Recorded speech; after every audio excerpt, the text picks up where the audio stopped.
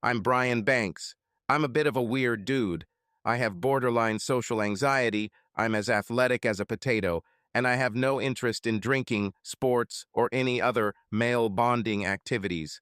I'm decent looking and skinny, even though I never really work out, but my main quality is that I'm smart. In fact, I am very smart and, unlike many smart people, also insightful. Despite my borderline social anxiety disorder and the fact that I skipped a grade in elementary school due to the area I lived in and the schools I attended, I did not fall behind when it came to other types of learning.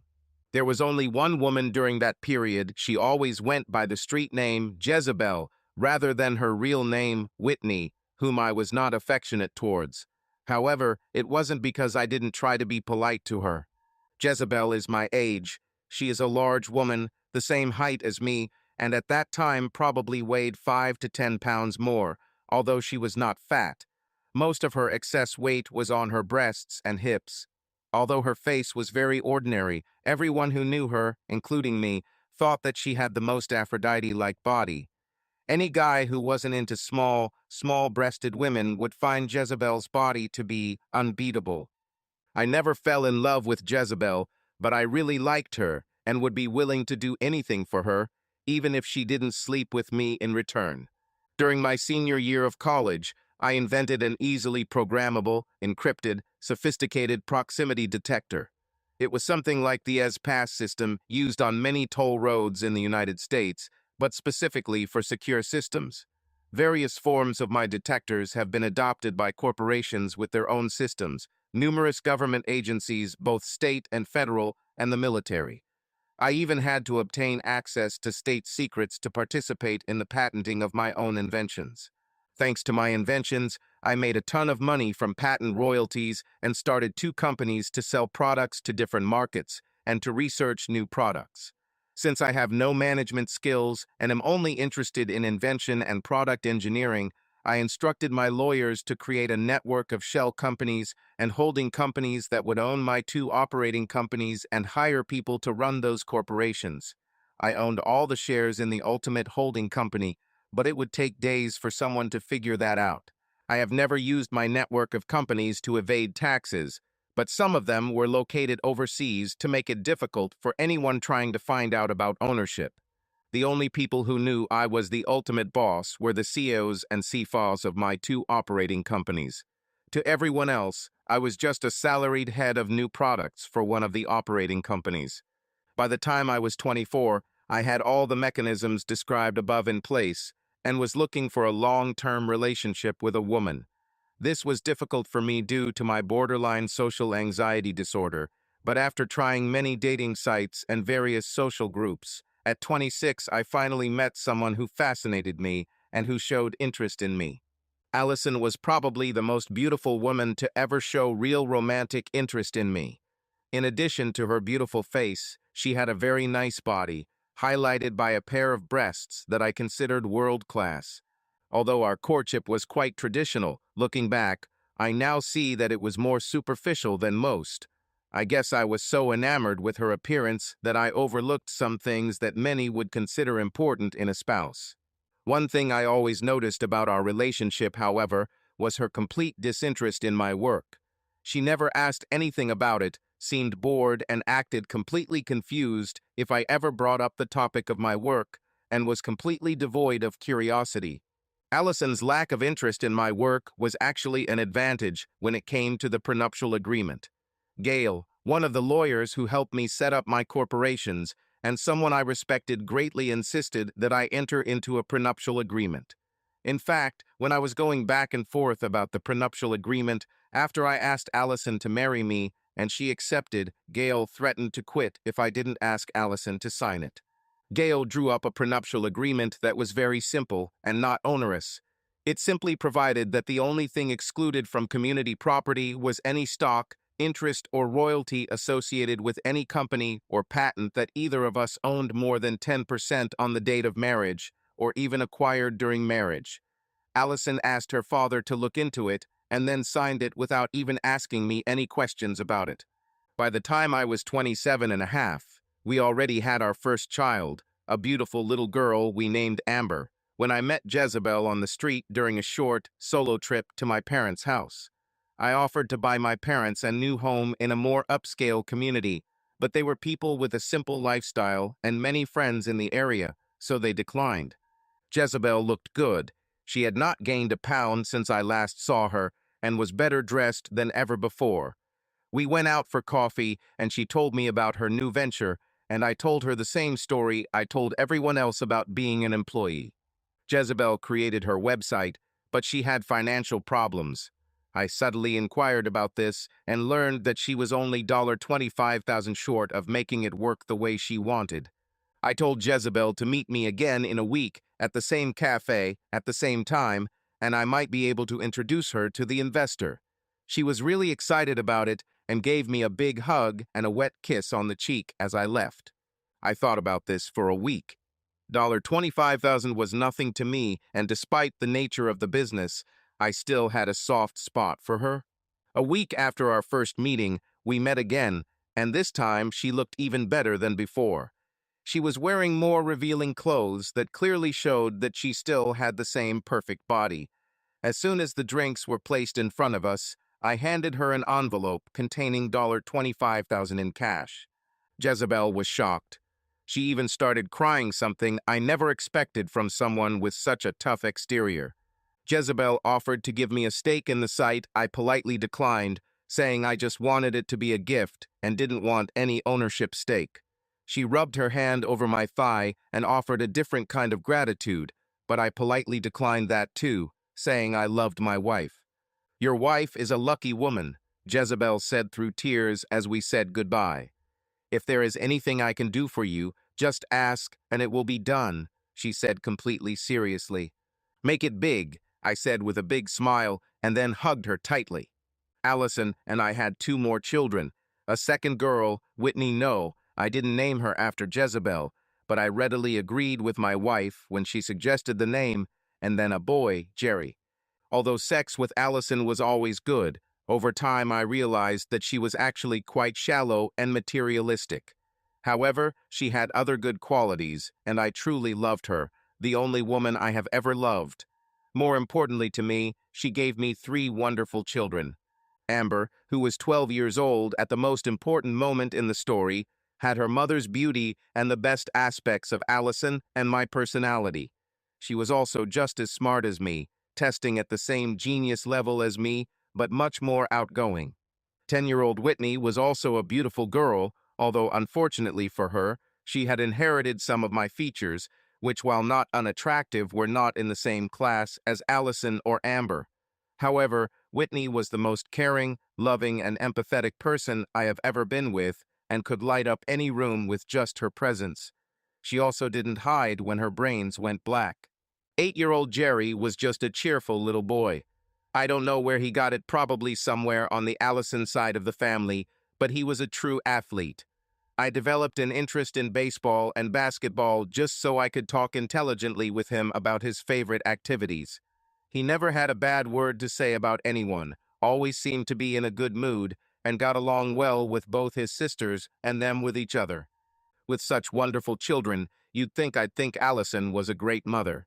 Unfortunately, this was not the case. The main conflicts between Allison and I arose over raising our children. I'm not sure what it was, maybe just the green snake of jealousy, but Allison had a bad relationship with Amber. She was too strict with Amber and sometimes cruel in her remarks. I had several outbursts with Allison right in front of Amber when Allison treated her badly because I just couldn't stand it. By the time Amber was 12 years old, it had gotten to the point where Amber wouldn't go anywhere with her mother unless I went too. This became a real problem one summer when Allison wanted to take the kids to her family's lake house for a week while I had to work. I had to do my best to convince Amber to go, and I had to seriously argue with Allison to promise to be nice to Amber on the trip. Although Allison treated Whitney and Jerry better than Amber, she had her moments with them as well. Plus, even though Allison was a stay-at-home mom, I probably spent as much time with the kids as she did since she was always going out, and the time I spent with them was usually much higher quality. So, having been married for about 15 years, with 3 wonderful children, a wife whom I loved dearly and enjoyed sex with, even though we did not have a perfect marriage.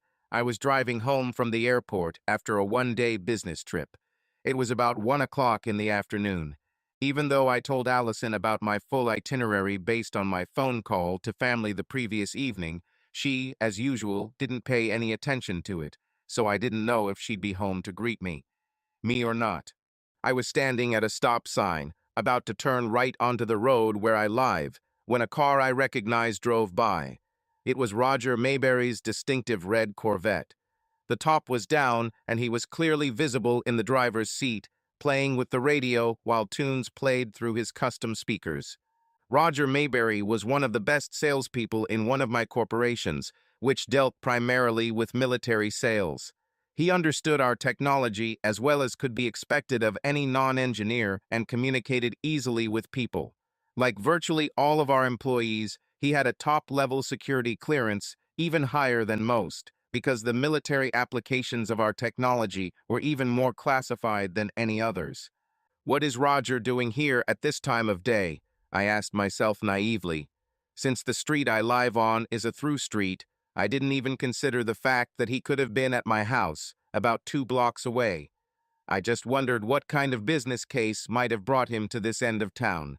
About a minute later, I pulled into the driveway, entered the house, and, not seeing Allison on the first floor, walked up the pretentious spiral staircase that Allison loved and had to have to the second floor. As I approached the open door of the master bedroom, my shoes made a distinctive pop-pop sound on the marble floor of the hallway. When I was about 10 feet from the door, I heard a sultry voice. "Are you forgetting something, Rog, or have you decided to take another round?" In shock, I walked into the master bedroom and saw Allison, naked, lying on her back.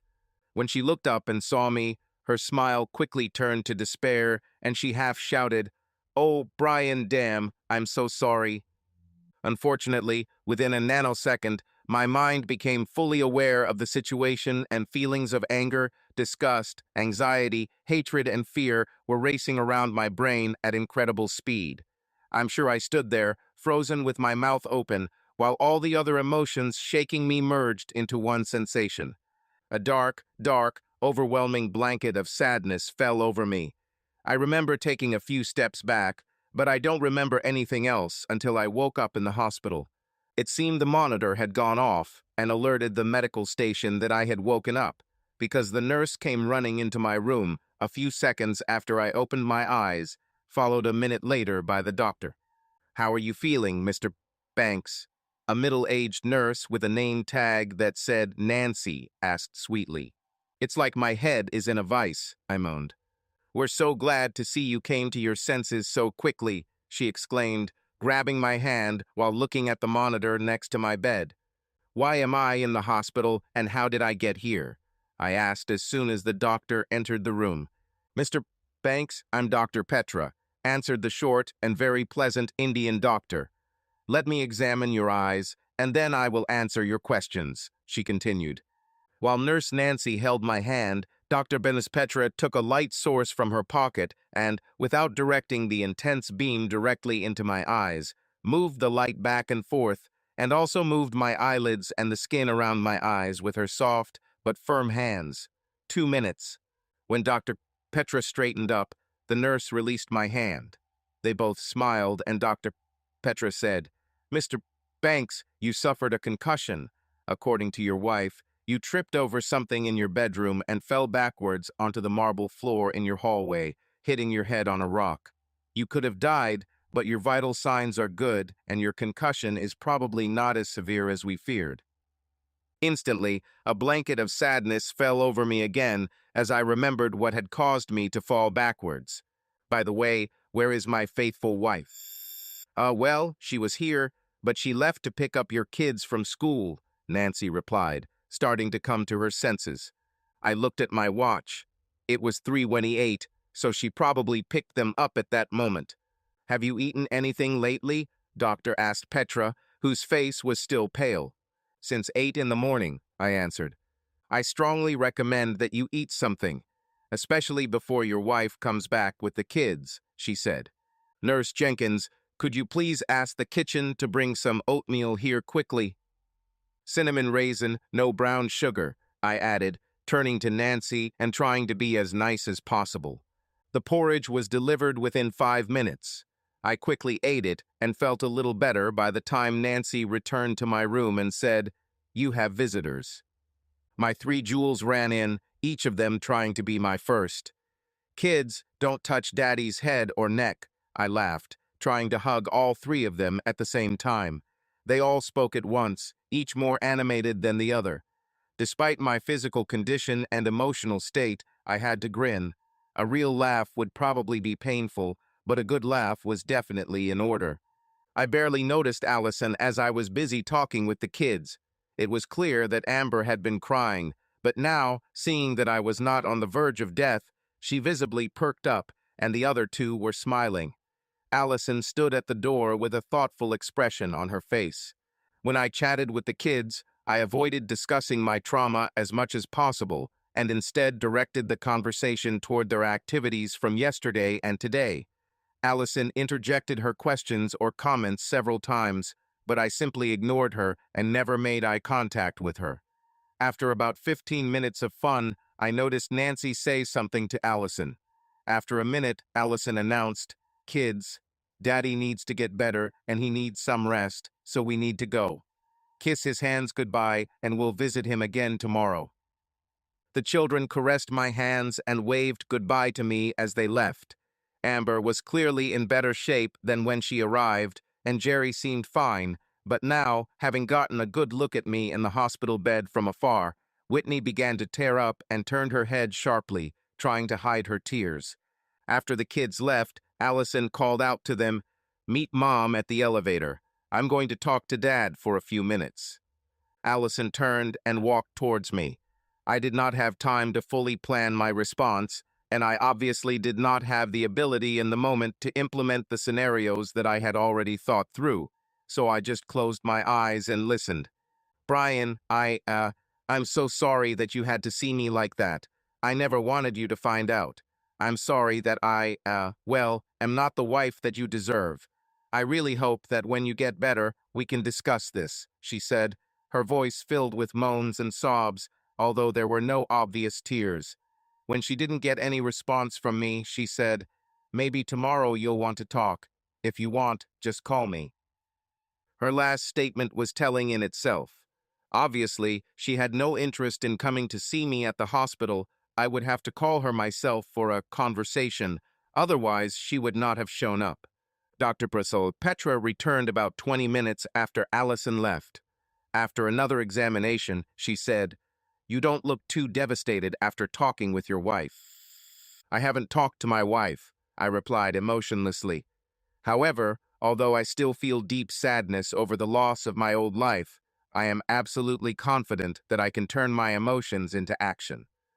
"That's good," she said with a smile. "Doctor, how long do you think I need to stay here?" "I insist that you stay one more night after this night, but after that, if your examination is good, you will be free to leave. But you need to limit your activities for at least a week, and definitely not go to the office for at least 3 or 4 days. I insist," she answered, her voice as firm as it could be for a 5-foot-tall woman. "I promise," I laughed, then reached over and took her hand. "That is, I promise, on the condition that you do not tell my wife that you will let me go on Friday morning.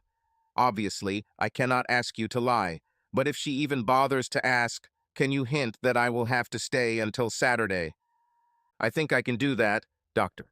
Petra laughed, "as long as I don't have to outright lie in response to a direct question. I'll tell Nurse Jenkins the same thing." I had a full dinner, called my parents whom, for obvious reasons, Allison had not informed, and asked for a notepad and pen. I felt too overwhelmed that night to write anything, but the next morning I was definitely ready to start planning my next steps. Allison showed up again with the kids around 3:50 p.m. on Thursday. As I suspected, she hadn't bothered to come see me earlier that day, and I certainly wasn't going to call her, although Nancy said she had called the nurse's office once to check on my well-being. By the time the kids arrived on Thursday, I was feeling much better. This was not only because I was recovering, but also because I had a very productive day. Several people from my office came to see me, as well as my lawyer Gail, who handled my prenuptial agreement, and my parents had lunch with me. Nothing I did related to my research on proximity sensors. It was all about planning the rest of my life outside of work. After a wonderful half hour with the kids, as I had asked Nancy earlier that day, she came in and said I needed a rest. Allison did the same thing she did the first day, but this time I didn't close my eyes when she talked to me. "Darling, you didn't call me today to come and we could talk about our situation," she said in a quiet voice. "I guess I wasn't important enough to you for you to check to see if I was alive or dead if I hadn't called, huh?" I replied, trying to keep the sarcasm out of my comment, but probably not very successfully. "It's not fair, dear," she replied softly. "I didn't want to bother you if you didn't want to talk." "I'll probably want to talk over the weekend, honey," I said in a mocking tone, "after I'm discharged." "Brian, I'm so sorry again. I really hope we can get over this," she mumbled. Then she took my hand and kissed it. I didn't show any reaction. "Bye," she said modestly, waving her hand as she left. Of course, it wasn't lost on me that she never said she loved me or that she was going to end her affair with Roger Mayberry, and the only sign of real regret I could feel was that she got caught. The remaining 10% of my plan that I have not yet finalized will now be easy to complete. Just before visiting hours ended, Allison's parents arrived. I was a little surprised until they subtly revealed the reason for their visit. Allison seemed to think it would look bad if she threatened me with losing my children in the event of a divorce, so she asked her parents to do it. Allison told us about her big mistake, her mother said, holding my hand. "Oh, really, which one?" I asked sarcastically. After a long pause, her mother replied, "You know very well, this is what led to your accident. I just hope you can find it in your heart to forgive her, Brian. You are such a good man and a loving father, and I know that it would be very difficult for you not to be with your children every day." "You're absolutely right, Ruth," I said in a grim voice. Being gloomy was just a game. The most important thing in my plan was to obtain the exclusive right to raise children. After a few minutes of casual conversation, after Allison's parents delivered the message that I'm sure their daughter demanded they deliver, they left. Any doubts about what I should do disappeared. On Friday morning, Dr. Petra did another exam and then signed my discharge papers. "Remember, rest for at least a week," she said. "Honest pioneer," I replied, making my version of the pioneer salute. Having never been a pioneer, I don't know how accurately I did it, but at least she laughed. I thanked Nancy and offered her a $500 tip, which she was obliged to refuse. So instead, I hugged her carefully and left with my assistant Jack by 10 a.m. It would be very easy to get revenge on Roger Mayberry. I could just fire him. But this would not be enough for revenge. I needed to destroy his career. If he had simply gotten another job in a related field with almost the same salary, what punishment would that have been? I needed to make sure he lost his security clearance. This would make it impossible for him to obtain a job with anything close to his current compensation or prestige. After consulting with Gail and the divorce specialist she recommended, and after obtaining information about Roger's bank accounts from HR, since his salary was being deposited directly, the next step was to meet with Jezebel. For what? She would help me ensure that I would have exclusive rights to raise my children. My assistant drove me to Jezebel's office, but I asked him to wait in the car. Although Jack would be fully aware of all my plans, I needed to talk to Jezebel alone. I called ahead, but Jezebel still seemed surprised and excited to see me. "Wow, Jezebel," I laughed as she quickly moved her big, beautiful body towards me. "I have a concussion, and I can't hug you like I would like to." She looked good. She was dressed stylishly but professionally and looked like she hadn't gained a pound, although her breasts seemed even larger than I remembered. They probably just seemed bigger because I hadn't seen her in 10 years and didn't remember how big they were. There was some gray in her hair, but it actually softened her features. Yes, she was still an absolutely sexy woman. "Come into my office," she demanded, grabbing my arm. After I expressed my joy at seeing Jezebel again, I got straight to the point. "I need your help, Jezebel," I said, feeling my sadness again. "Whatever, Brian," she said, holding my hand. "You have no idea how much I want to help you, no matter what it is. You helped me achieve my dream, so I'm all in." That comment and her big smile when she said it did more to lift my sadness than I could have imagined. "Okay, you asked for it," I laughed. I held back no detail about what had happened or about the aspect of my reaction for which I needed her help. This included telling her how important my children were to me, and I even showed her pictures of them. When she heard that my middle daughter was called Whitney, she stopped in her tracks. "Did you call her Whitney?" she exclaimed. I knew what she was thinking, and there was no reason given the current circumstances not to embellish the truth. "Yes, in honor of my favorite person from my pre-marriage days," I replied with a big smile. She choked, began to cry, and between sobs moaned. "You are incredible. The only 2 times I cried in the last 10 years were because of you." I smiled and squeezed her hand. "Hey, tears of joy are great. I could use some right now." "How can I help deliver them?" she asked, wiping her tears. "I need a video of my wife to appear on your website and the money for it to be transferred to her bank account." Once she had recovered from the initial shock, we discussed the situation fully. She had many good suggestions and one great one. "You need to be sure that it will never be traced back to you, and someone might find out that we had a pre-existing relationship," she said. "Is this what you call a relationship?" I laughed. "Shut up," she giggled. "Now it's my turn to teach you. I have a friend who can do it on a paid site even more popular than mine, no questions asked. Let me call him right now." In 4 minutes on the phone with her friend, Jezebel had arranged everything. She told me what format the videos should be in, and that any money I gave her she would give to her friend, and the same amount would be transferred to Allison's account. "Also, my friend will need your wife's signature on the contract, including the release. Can you arrange this?" "I can," I answered. "I'll send it to you today," she said. "Wait until tomorrow. I'll create a new email account at the library specifically for this purpose and write to you from it as soon as she signs." I smiled. I was on a high as I prepared to leave Jezebel's office. I took a chance by kissing her on the lips when I said goodbye. Luckily, shortly after we got married, my wife insisted on having a credit card in her name only and a bank account in her name only. I've never checked them before, but I will now.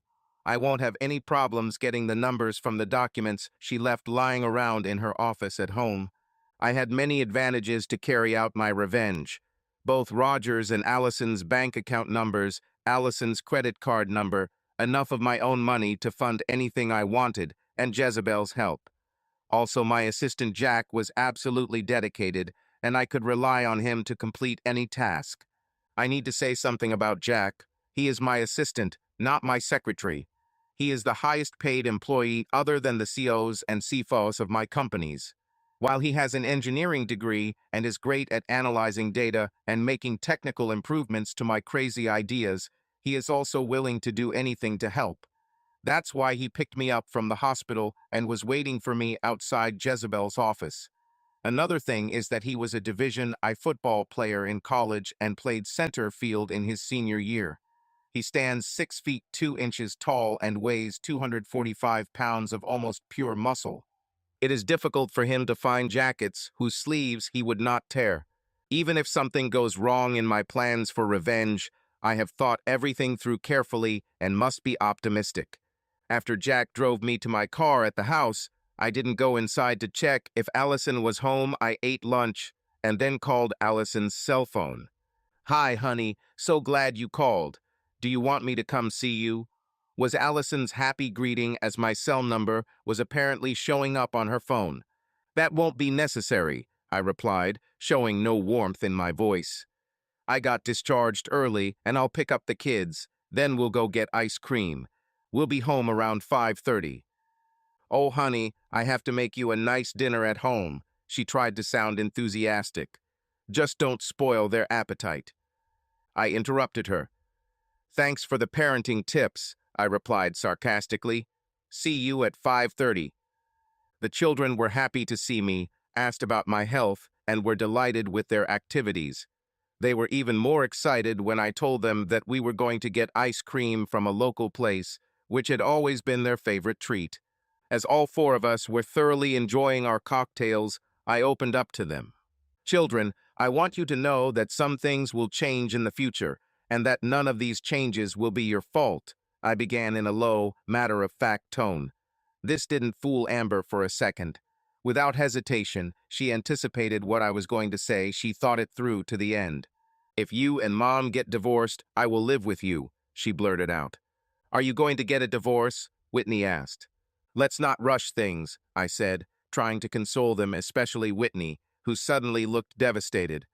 Mom and I are going through some hardships, and I don't know where this will lead. But the one thing I want you to know is that we both love you with all our hearts, and that you three beautiful creatures will in no way, you are not the cause in any way of our problems. Amber shocked me again. You love us with all your heart, but does Mom have it? Mom loves us, Jerry interjected. Don't be so sure, baby, Amber replied sharply. Trying to be as diplomatic as possible, I placed my hand on one of Amber's arms. Honey, I know Mommy loves you all unconditionally. Sometimes she just doesn't know how to show it. Let's not think bad about her, okay? And let's hope things work out.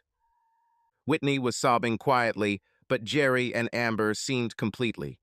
Came out of their despondency, especially when Jerry, with an 8-year-old serious expression, asked, Dad, will you come to my Little League game tomorrow at noon? It's against the Ravens, and I'll be the pitcher. I wouldn't miss it for the world, son, I chuckled. What events do you girls have on Saturday? I asked in the most cheerful tone I could manage. I lost 3 days due to my hospital stay and didn't get my usual Thursday report. By the time we got home around 5:20 p.m., all 3 kids seemed settled. I made sure that at least one child was between Allison and me while greeting her since I didn't want any physical contact with her. In the evening, after the children went to bed, I went to the guest room. Don't you want to talk? Allison asked. My head is pounding from the concussion, and I just need to take some painkillers and get some sleep. It will probably be intermittent, and I don't want to bother you, I replied, swallowing 2 pills and then closing the door. I'm ready to talk anytime, Allison said as the guest room door closed behind her.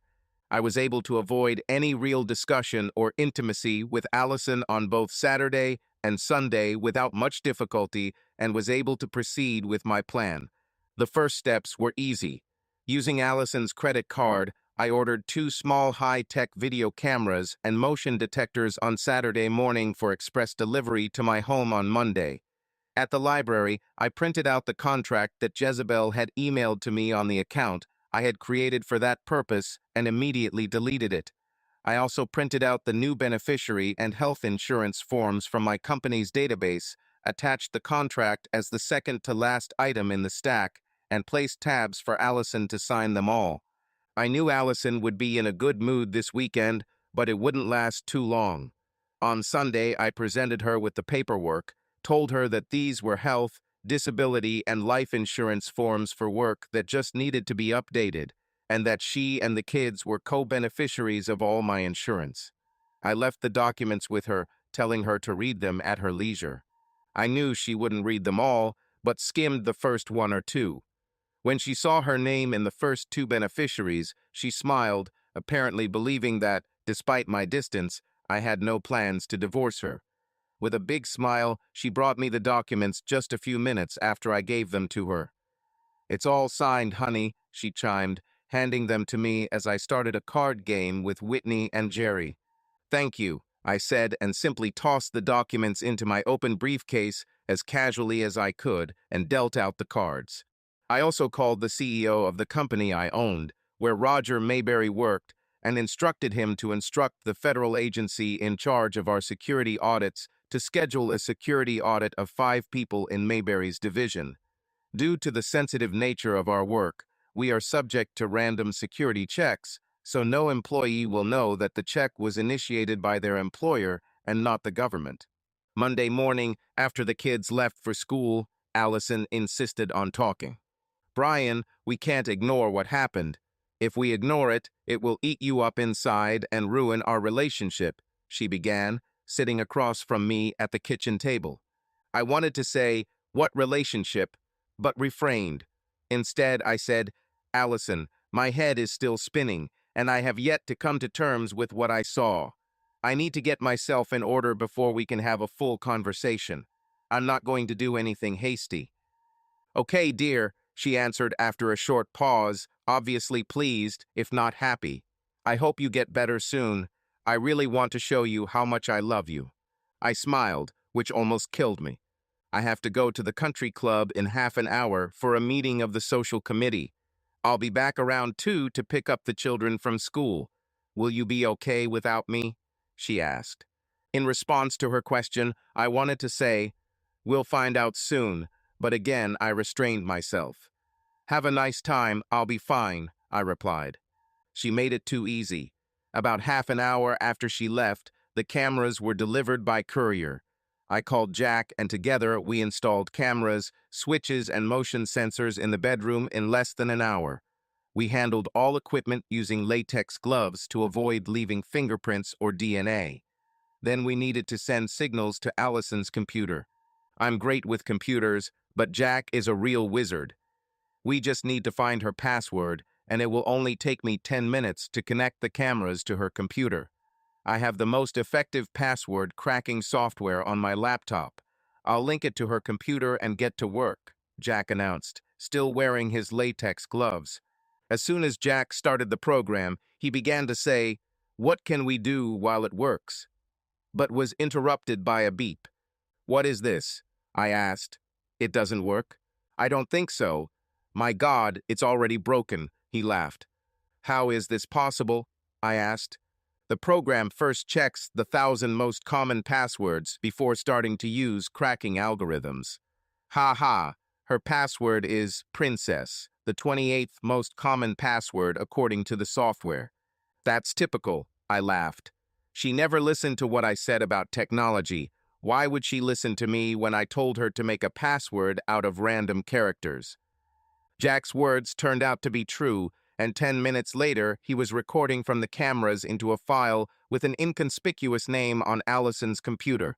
After another 5 minutes, he had it set up so I could access the file from my office anytime I wanted, and could turn the cameras and motion sensors on and off remotely.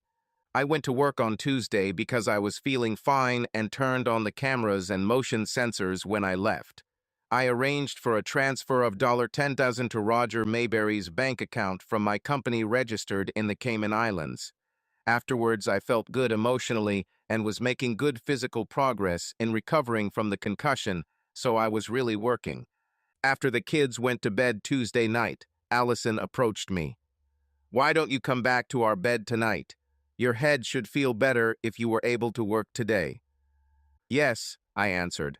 "I almost feel normal."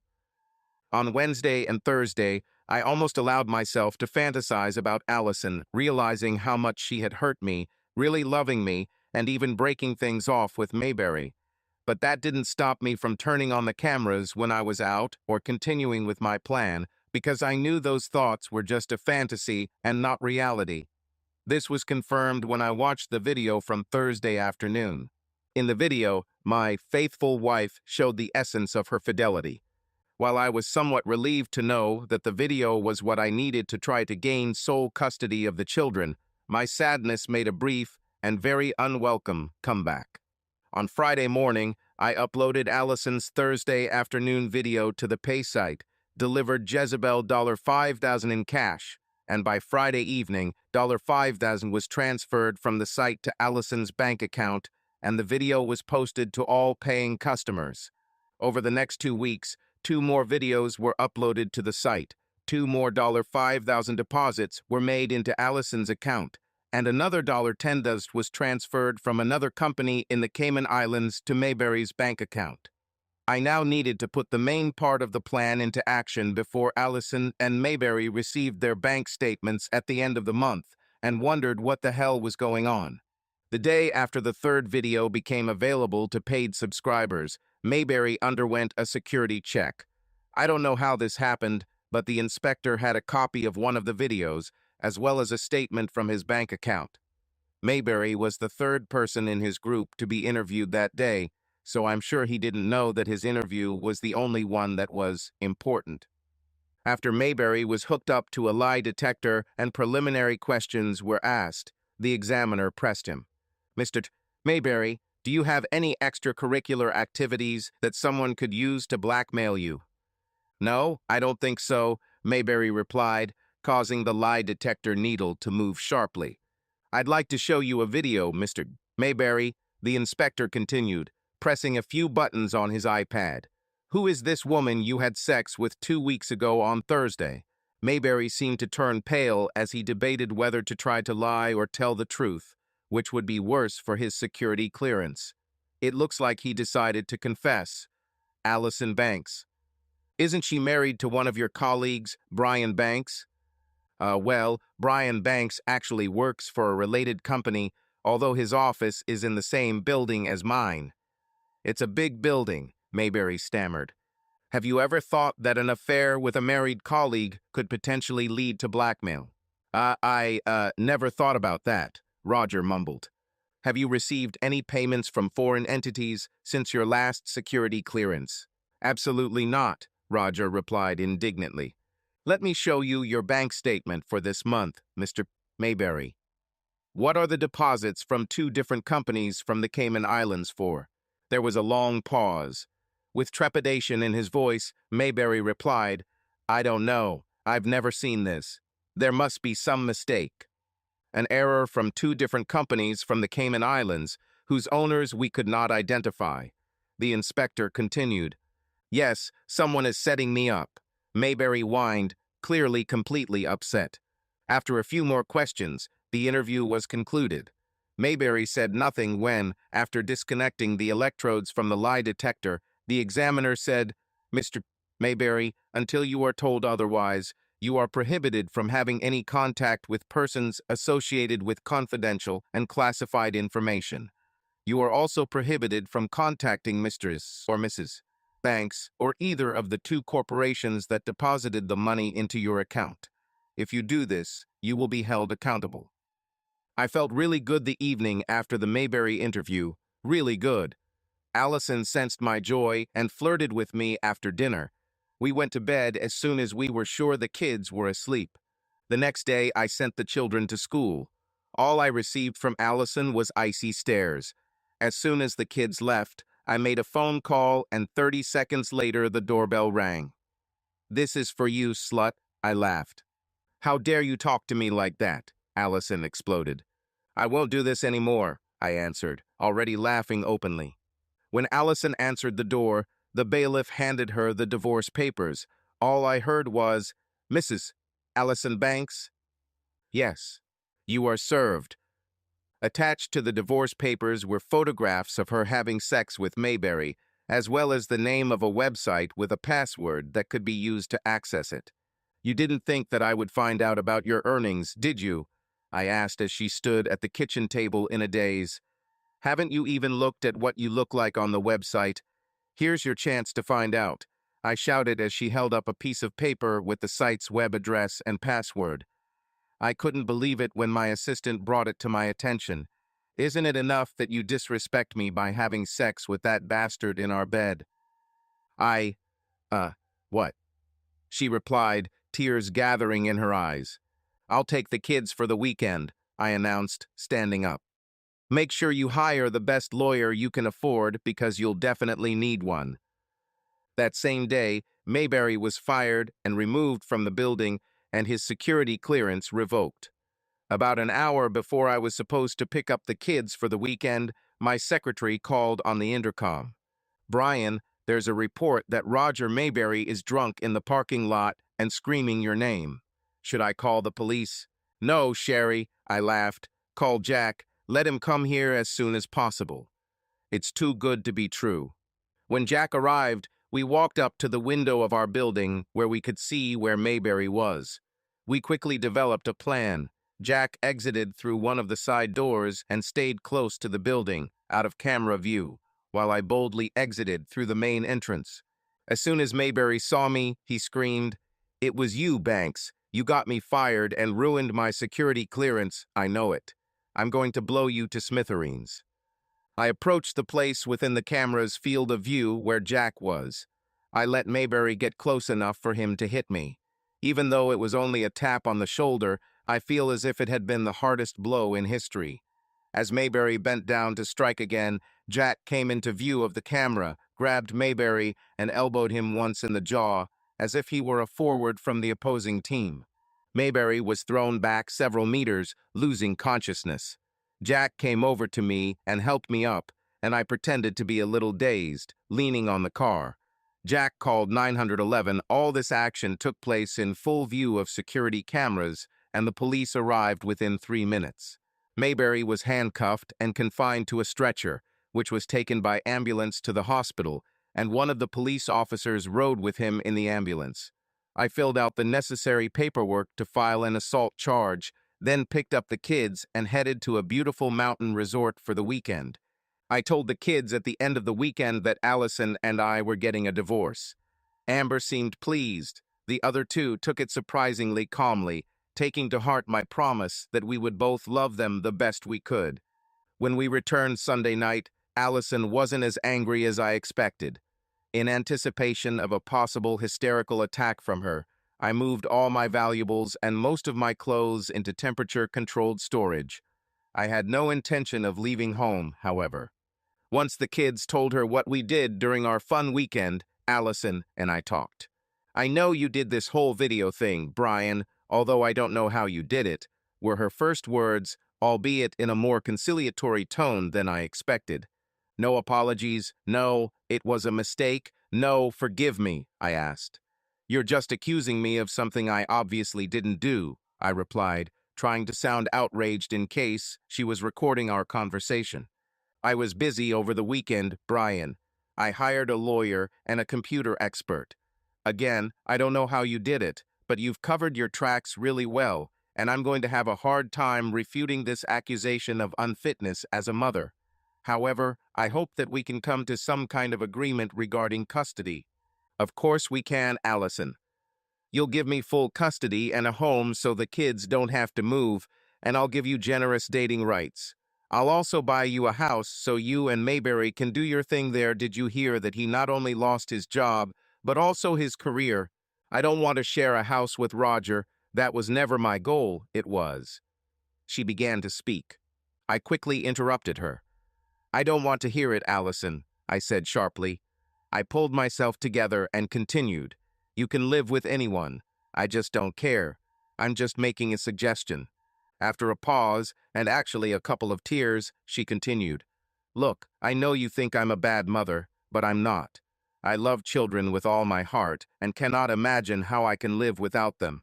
I also don't see how it would benefit both of us to take this to court. I know you will slander me in every possible way, and I don't have the strength to do that, and neither of us needs the kids to know all the details or see the video. I agree that we don't want the children to know the details," I said thoughtfully. "What do you suggest?" I asked, really interested. "My lawyer suggests that we agree on a mediator. He says a former family law judge would be the best choice. I will agree to full or joint custody, and you can do the same. We will allow the mediator to review everything, including the children's wishes, and will abide by his decision. This way we maintain confidentiality and can reach a solution much faster," she replied. I was actually shocked that she could be so intelligent. I think she realized that I had a much stronger character than she realized, as I am sure she had several long conversations with Roger Mayberry. "Let's set up a joint meeting with our lawyers early next week and work out the details," I said. "I have only one objection to your proposal. Under no circumstances will I agree to joint custody. It's too difficult for the kids, and I want full custody. If the mediator decides otherwise, I will agree, but only in this case I do not suggest it." I let Allison stay in the master bedroom while I slept in the guest room. I didn't tell her why because I didn't want to add to the stress level, but now that it was all clear, there was no way I was going to sleep where she was having fun with Mayberry. On Tuesday, we held a joint meeting with our lawyers. We both told our lawyers to just do what we asked legally. We didn't want them to argue. The contract we drew up included dividing all family assets equally, except for what was exempt under the prenuptial agreement, which was 90% of our wealth. The name of the mediator, a former family judge in good standing, when a hearing was to be scheduled before him, and when the mediator was to make a secret decision. The amount of child support I will pay Allison if she is awarded either full or shared custody of any child. The amount of support I will pay Allison for 2 years or until she remarries, whichever comes first. Restrictions on her communicating with Mayberry in any way. If the children were present, she was offended by this, but said she was no longer interested in him, so she agreed. An agreement not to speak to the children in an attempt to in any way influence what they say to the mediator. How much Allison can pay, at my expense, for a new place to live, whether a house, condo, or apartment, if I get full custody and she has to move out of our home, and what the specific terms will be if we have joint custody, or what the visiting rights will be if one of us gets full custody of any child. We worked out all the details throughout the day, and it was done.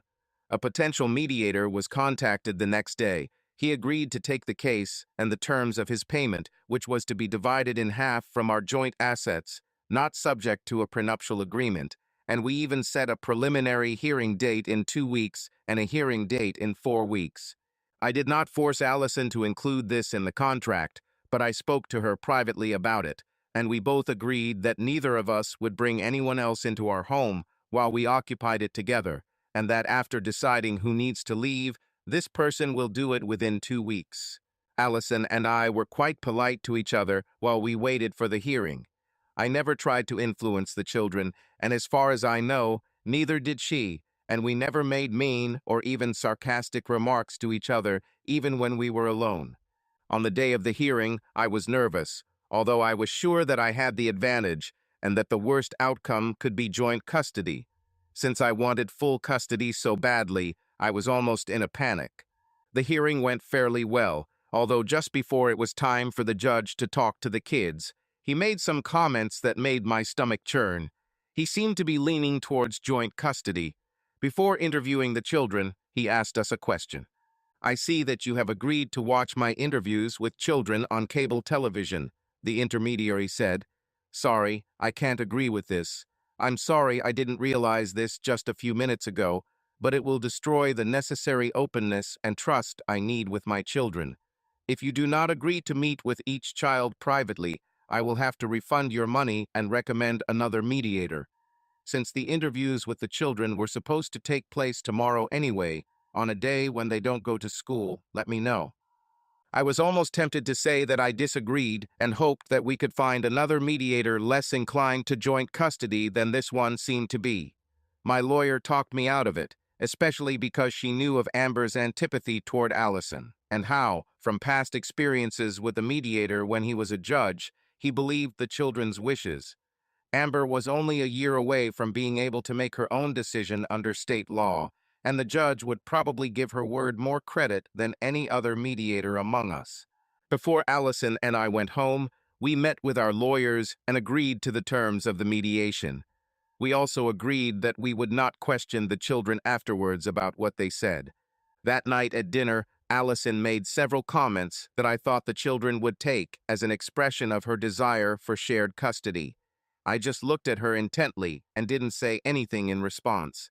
Amber caught my eye and smiled slyly. The next day, the mediator personally met with each of the children. Jerry's interview only took about 20 minutes. It took Whitney about half an hour. It took Amber over an hour. When Amber came out and was sure Allison and her lawyer weren't looking, she gave me a thumbs up.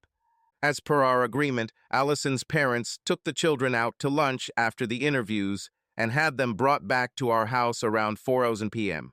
After a lunch break, the mediator was ready to make a decision.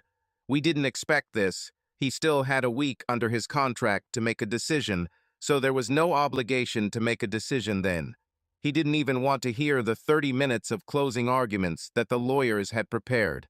After considering all the evidence before me and that the best interests of the children are paramount, I am awarding sole custody of all 3 children to the father, Brian Banks. I also consider that, in the circumstances, the contract entered into by the parties before the case was brought before me was reasonable and in the best interests of the children, and therefore the case will be settled on those terms. On Monday, I will provide you with a certified copy of this summary judgment for distribution to the family. Court with your decision.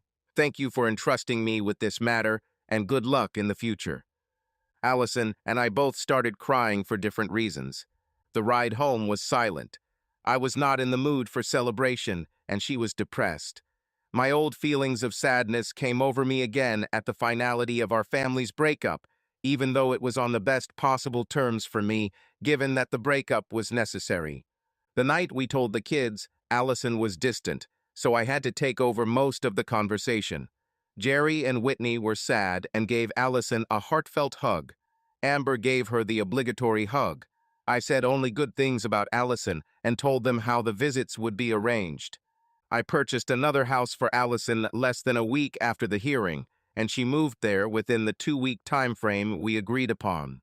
The kids and I helped her, as did her parents and brother, and we hired a moving company to move the large items she took from our home, including the king-size bed from the master bedroom. When the divorce was finalized a few months later, I held a victory party at the house to thank all the people who had helped me and for my closest friends and my parents. I didn't tell the kids what the party was for. I just said it was a general celebration. Amber, now 13 years old, understood everything, of course.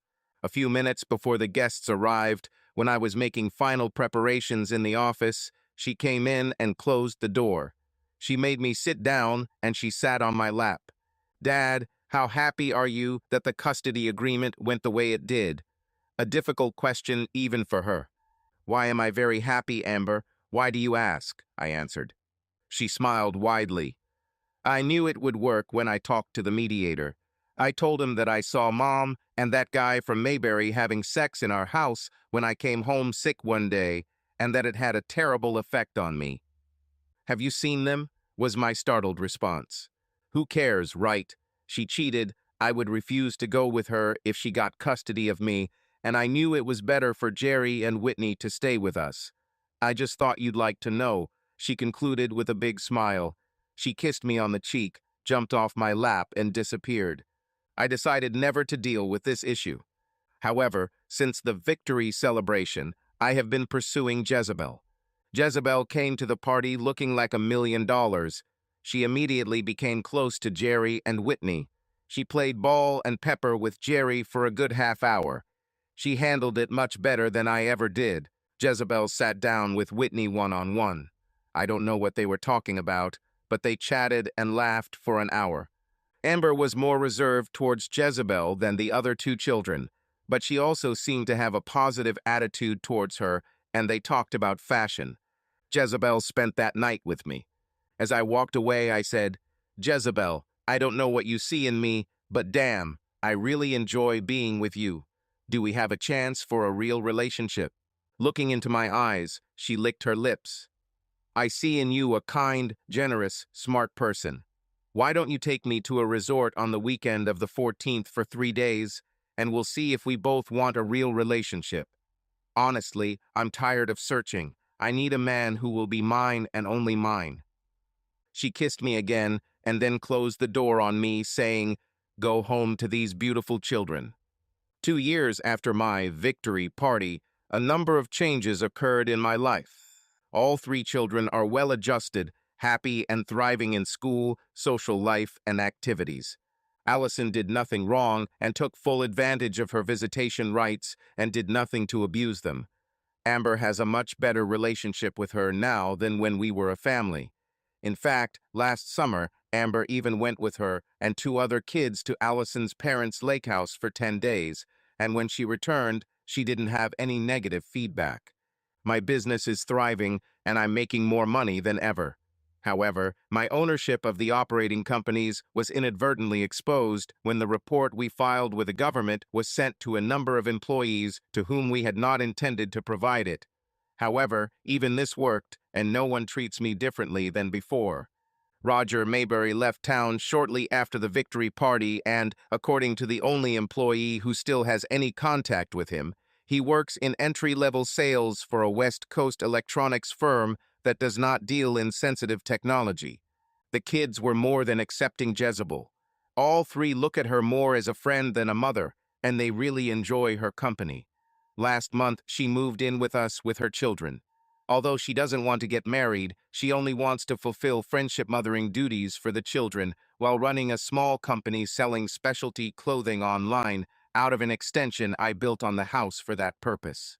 At the same time that the extension was being built, I also installed top-quality soundproofing in the master bedroom. Subscribe to our channel so that your love doesn't cheat on you, and go ahead and listen to the next story, because this story is nothing compared to the next one. If you're under 18, don't even think click to the next one.